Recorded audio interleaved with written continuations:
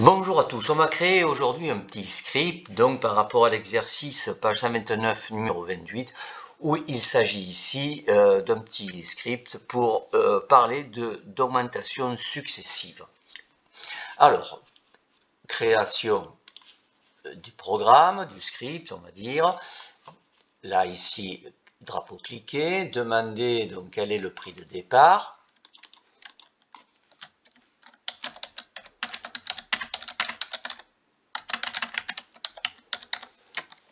Voilà, et ce prix de départ, donc là je l'ai envoyé, c'est pas grave, on clique là. Donc je garde ici la réponse. Je vais créer une variable, je les ai déjà créées. Donc la variable prix et la variable t ici qu'on verra tout à l'heure. Donc mettre le prix à réponse, le prix de départ. Pour une augmentation donc, du prix, donc vous savez qu'il faut mettre donc le prix plus 10%, si on a dit une augmentation de 10%. Plus, donc prix, on le prend ici,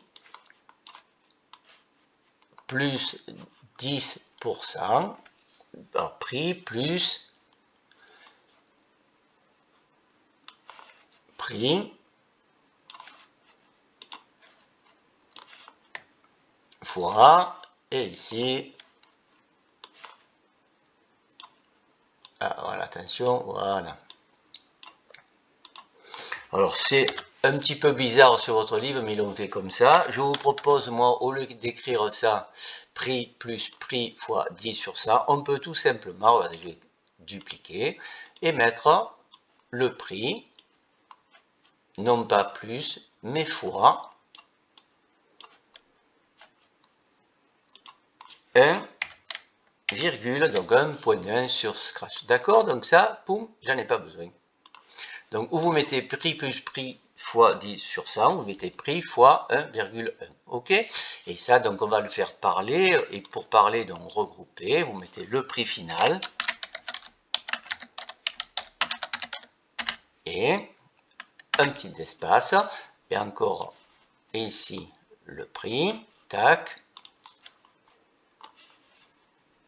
Et vous mettez ici 1, 2 en euros. Et là, donc, pour le dire, c'est dans apparence, dire pendant 2 secondes. 2 secondes, personnellement, je trouve que c'est court. Donc 5 secondes. Voilà. Donc, on va le lancer.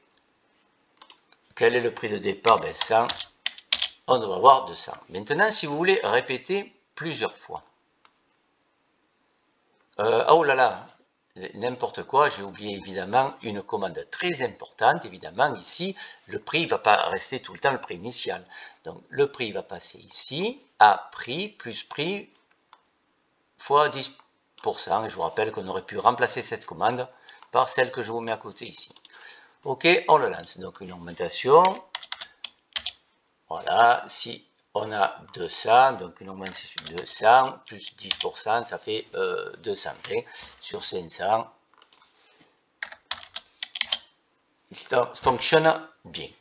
Alors ensuite, maintenant, qu'est-ce qu'on peut faire? On peut répéter plusieurs fois. Donc pour répéter une augmentation successive, donc vous allez dans contrôle, répétez ici, et vous le mettez, attention, non pas là, mais ici, et répétez pas 10 fois, mais 2 fois. Et on va voir si on a une augmentation, alors pour 2 fois, donc quel est le prix de départ? 100, on va augmenter de 2 fois, et on arrive à 121, et non pas 120, pour une augmentation de 20%. Pourquoi? Parce que la deuxième augmentation ne s'applique pas à 100 euros, donc enfin ne s'applique pas au prix de départ, mais il s'applique au prix déjà augmenté. Alors je vous propose d'améliorer un petit peu ce programme en faisant quoi? Eh bien, tout simplement en disant qu'on pourrait créer une autre variable qui s'appelle t, d'accord, et demander ici quel taux demander, voilà, pardon, quel est le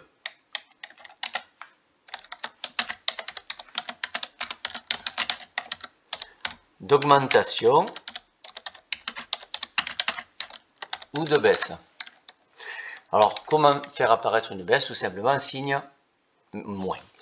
Alors, le prix, donc en réponse, le prix, il sera maintenant calculer comment? Eh bien, c'est le prix. Donc ça, je vais pour l'instant pas répéter. Tac. Voilà. Mettre prix A. Je vais utiliser ceci. Ça va être ici.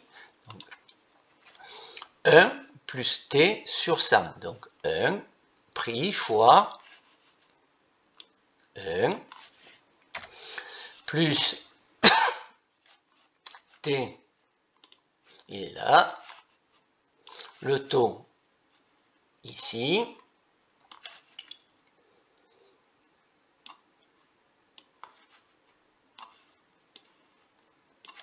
d'accord, donc on va tester ce petit programme écrit comme ça, donc s'il y a une erreur, on corrigera. Donc quel est le prix de départ? On va rester sur ça. Quel montant d'augmentation ou de baisse? On va baisser de 10%. Et il y a un petit programme, évidemment, parce que j'ai oublié de diviser ici par 100 et diviser par 0, il n'a pas su. Donc attention, on corrige, on repart. Il y a le prix de départ 100, une baisse de 10%, on devrait trouver 90. Bon, ça a l'air de fonctionner, on va tester avec 200 €. Ok, et une augmentation de 30%. Alors 2, 3, 6, voilà, 180. Alors, je vais le refaire, 200 €, une augmentation de 30%. Ah, il y a un petit problème, donc nous allons le rectifier. Donc, quel est le pourcentage d'augmentation? Évidemment, le problème, il est ici. Donc, je n'ai pas initialisé le pourcentage de baisse. Donc ici pour lui, le T, il est toujours dans la valeur et on va voir quelle valeur il prendrait pour T. Bon, il prend donc, voilà, donc ça ne fonctionnera pas. Donc ici, mettre non pas le prix, mais la variable T à la réponse. Et là, ça devrait beaucoup mieux fonctionner. D'accord? Alors, quel est le prix de départ? Ça, une augmentation. Bon, on va faire une augmentation de 30%, ça fonctionne. Une baisse maintenant de 30%, moins 30, ça nous donne 70. Ok. Si on veut répéter plusieurs fois, on pourrait inventer donc une nouvelle variable qui s'appellerait ici, créer une variable nombre de répétitions. Ok, donc nombre de répétitions ici, donc mettre, alors demander capteur, je vais vous montrer quelque chose pour gagner du temps, tac, vous faites dupliquer ici, et là, ici, au lieu de demander quel est le pourcentage, quel est le nombre de répétitions, et attention, là, il ne faudra pas se tromper, et non pas T ici, mais nombre de répétitions à réponse. Et ici, on va répéter combien de fois. Donc, je vais ici répéter. Voilà. Et le dire, il va se mettre ici. Je vais faire un petit peu de ménage. Ça sera plus propre, c'est mieux. Là, c'est là. Là, je vais l'arrêter. Voilà, c'est pas grave. Quand il est lancé, vous faites le rouge, ça s'arrête. Et le dire, on va le faire mettre ici. Donc là, c'est pas répéter deux fois. Je pense que vous avez compris. Répéter nombre de répétitions. Alors, on le relit, on demande le prix, c'est bon, on demande le pourcentage d'augmentation ou de baisse, est-ce une baisse, vous mettrez le signe moins, quel est le nombre de répétitions, nombre de répétitions à réponse, on va répéter plusieurs fois. Alors, imaginons maintenant que nous allons, par exemple ici, quel est le prix 100, et on va répéter 5 fois, 5 répétitions. Quel est le pourcentage donc de 10%, et on va répéter 5 fois. Alors, certains pensent que c'est 5 fois, ça va faire 5 fois 10, 50. Eh bien, voilà. Vous voyez ici, alors ce qu'on pourrait faire, si ici, donner l'arrondi, parce que vous avez vu que là, il nous donne beaucoup de chiffres significatifs.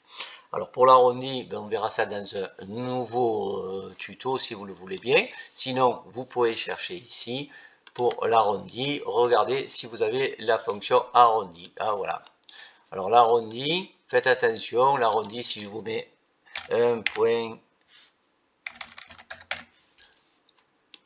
Voilà, il nous donne l'arrondi à l'unité. Mais nous, c'est pas l'arrondi à l'unité que nous voulons, c'est l'arrondi au centième, puisque c'est au centime près. D'accord? Donc ça serait intéressant de le mettre, et ça, on fera ça dans un prochain tuto ou directement en classe. Voilà, je vous dis bye bye et à très bientôt.